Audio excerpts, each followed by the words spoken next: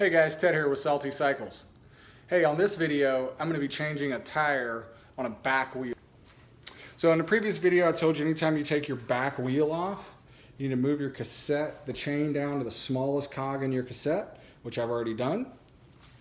If you've seen the other video about how to take off a front wheel on a gravel bike, well, now you're going to see how to take off a back wheel. So we've got the wrench. It goes into the non-drive side.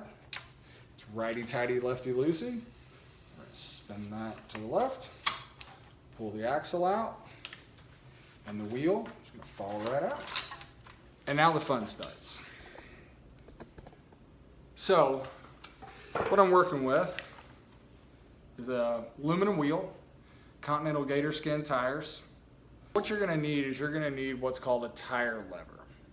You can see that's curved. It's going to help you pull the tire out. It's also going to help you push the tire in. Now, these are Pedro's tire levers. I don't recommend anything else other than Pedro tire levers. They are on every bike I ride in my toolkit. I have a pair at home. I don't know why, but I have a yellow pair and an orange pair. Thanks, Amazon. I guess they thought I needed a different color. They are by far the strongest and the best tire levers I've ever used. There might be better ones out there. Leave comments, tell me about them. But in my opinion, the Pedro's tire levers are by far the best on the market. It's like $8 for two of them. Order two for every bike you own and one for your home toolkit. That's my suggestion. So let's get started taking this tire off. So, see if I can get you all the way down here to the tire level. So, first thing we need to do is we need to unseat the tire from the rim.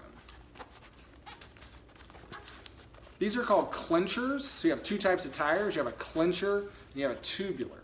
The reason they're called clinchers is because this rim is designed to allow the tire to go underneath a groove. So the tire has a lip and then you've got a bead on the tire and it literally seats into that bead. So rim, tire, and it seats in and it clinches it. That's why it's called a clincher. So we're going to undo that seating. Now that that's done, we're going to take the curved part. Again, personal preference. Valve stem is down here. I always start opposite the valve stem. So I'm going to pull the tire back. I'm going to slide the curved end into the tire. I'm going to pull it away. See if I can get you a side view so you can see what's happening there.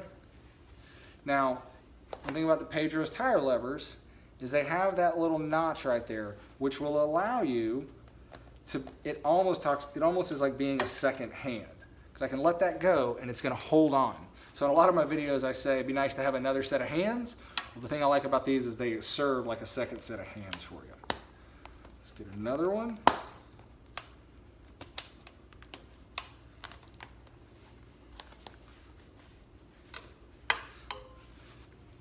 There's a reason I use 4 of these. This particular tire, again, it's very stiff. It's not one of the easiest ones to change. There we go, get another part out. One more and it should come loose. All right, so at this point, I've got probably an 8-inch section of tire pulled outside of the rim. You can see that.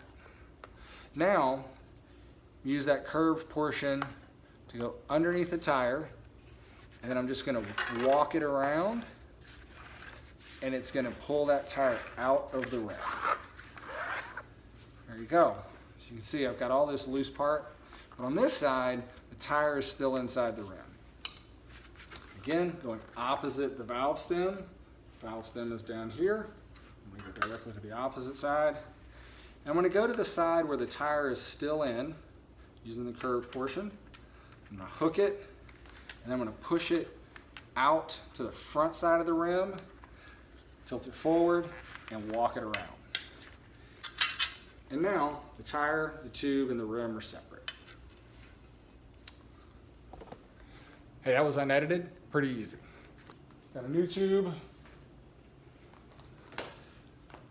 So I'm gonna air this up. When I come back, we'll be ready to put that back on. All right, I'm back.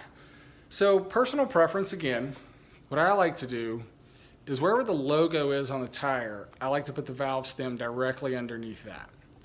It's just an OCD thing, doesn't run any better, but in my opinion, it looks better. Looks like you took your time, looks like you paid a little attention to it. So now, and I also like to put just a little bit of air in that tube as it helps to stay inside the tire. So we've got the hole where the valve stem goes. So I'm gonna push that through. Now, we're gonna start off with one side. And this part's pretty easy. I just wanna make sure that that part of the tire, that side of the tire is completely inside the rim. And it is.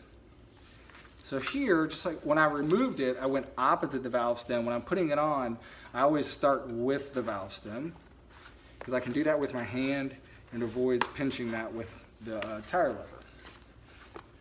So you're gonna get pretty far just using your hand, and then you're gonna need to use the tire lever. When you get to that point where I've got a little bit of tire left that needs to be really forced into it, I like to then let the air out. All the air out of the tire. Use my tire lever. So the curved part is going down onto the rim and I'm pushing it up in. Same thing. Now, I'm gonna hold that one with this hand.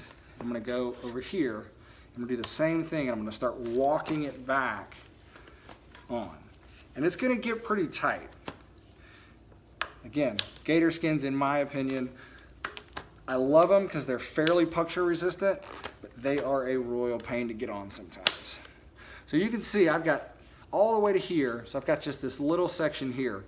So what I'm gonna do is I'm gonna try to split that difference. With a little bit of force, I think I can get it to go on. There you go. So now I'm gonna finish airing that up and then we'll put the wheel back on the bike. All right, the tube is all aired up and the tire and the wheel are ready to put back on the bike. So let's do that.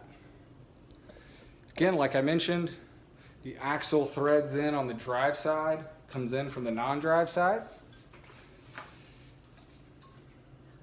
Push the derailleur down, set it back on the smallest cog, which is where we had it and we took it off. The disc self-aligns into the caliper, comes right up into the slot. Take the axle, slide it in, and start threading it in. Give it one good tug, push it down with a little force. Brake's not rubbing. We have successfully changed the tube, taken the wheel off, put the wheel back on, and I hope you learned something. If you have any questions, drop them in the comments. Thumbs up if you'd like. We'll see you on the next video.